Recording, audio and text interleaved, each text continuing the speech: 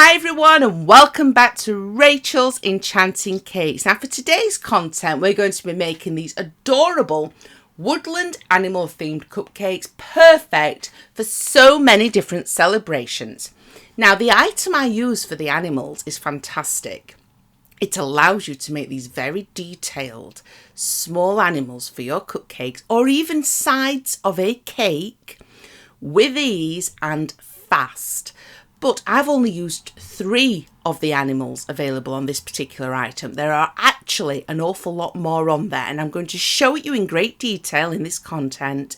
And it is also shipped worldwide, so it should be easy for many of you to get hold of one.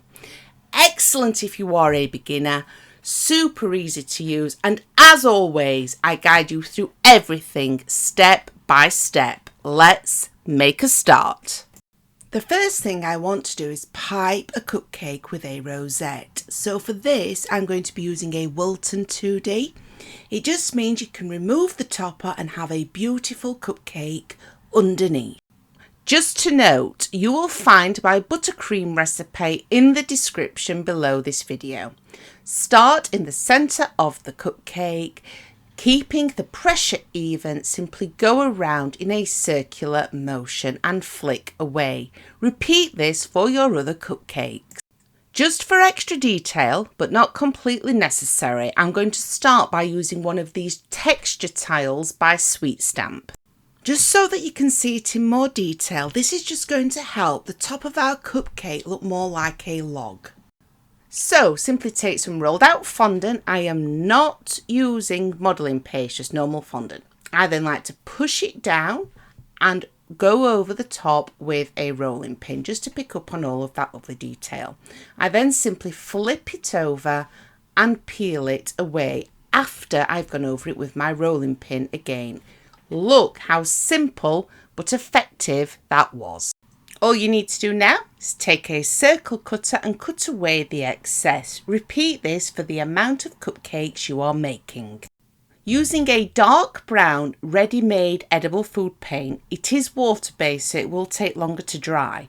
I then just go over those different sections that are raised. Now, if you don't own this particular item, what you could do is simply cut out the round circles for your cupcakes and then just paint on there freehand, or if you're not comfortable doing that, the moulds that we are about to use are that detailed, you could just cover it with more items, even some edible moss. Okay then, so this is what makes the magic happen. It's the Karen Davis Woodland Animals mould.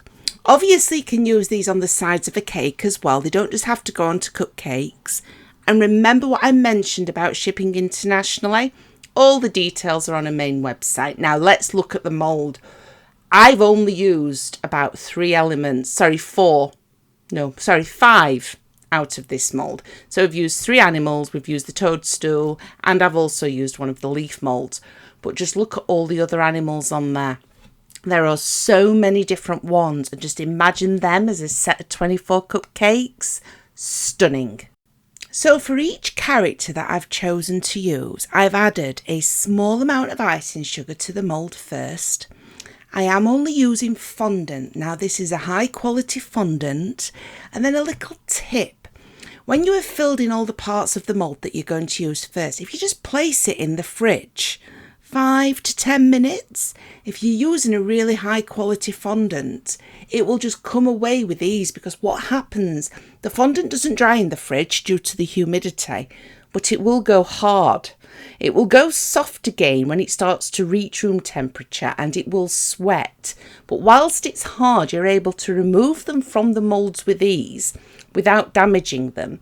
You then allow them to dry, and that's when we simply add a small amount of paint. So do this for each of the characters. I do the bunny and the owl in white, and obviously the hedgehog in brown. So these have been refrigerated, and just look how easy they are to actually take away. They're relatively firm. Remember, a high quality fondant. They will now sweat, so I've placed them onto some baking paper, and then we'll be able to paint them when they've dried slightly. This prevents damaging them, and it also allows all of that lovely detail on each of the toppers to actually come through. I'm now going to show you how to quickly paint them, and then we'll assemble everything together. I like to use the ready-made edible paints, less mess, super easy to do, but I am using water-based paint. So that means it's going to take a little bit longer for these accents to actually dry. Just simply start painting. Very easy to do. If you're not comfortable doing it, just focus on the eyes, the nose and the mouth. These moulds are that detailed, you would get away without having to paint them, but they would ideally need their eyes. So I'm simply using a dark brown on the hedgehog. I go around the outside. Remember, I'm going to be leaving these to set now. Just a little tip. So when you're leaving these to set, they will set faster in an environment where there is no humidity. Having a hydrometer can really help with this, because you can measure the humidity in the environment they are actually in. So that will also help. All you need now, once everything has set, is some edible glue, and simply start to stick on all of the different fondant accents directly onto your base that you've already prepared. These are some of the leaves that you can see here that I've also used from that mould, very detailed. And remember, I've only used a few of the elements, so you can go totally wild and have 24 beautiful, stunning cupcakes. All you need to do now is place each of the fondant toppers directly onto your freshly baked, freshly piped cupcakes. That's what's great about these. So you can make all the fondant accents in advance. Obviously, it's fondant, it's sugar. Just make sure they are set, but then you can bake your cupcakes fresh. Let's say they are due on a Thursday. You bake all your cupcakes on a Wednesday, even if there was 100 of them. As long as you've got these toppers ready, all you need to do is place them directly on top of your freshly baked cupcakes. So for you, it's an awful lot less stressful. Another thing that you could add that I haven't mentioned is some edible moss. That would add a perfect finishing touch. I do have a separate tutorial for that on my channel. I really do hope I've helped you all again today. I personally love these ones where you can just use a mould, create so much detail, but they are super easy and excellent if you are a beginner. I can't thank you all enough for your amazing support, and I'll be back soon with an awful lot more new, completely free content.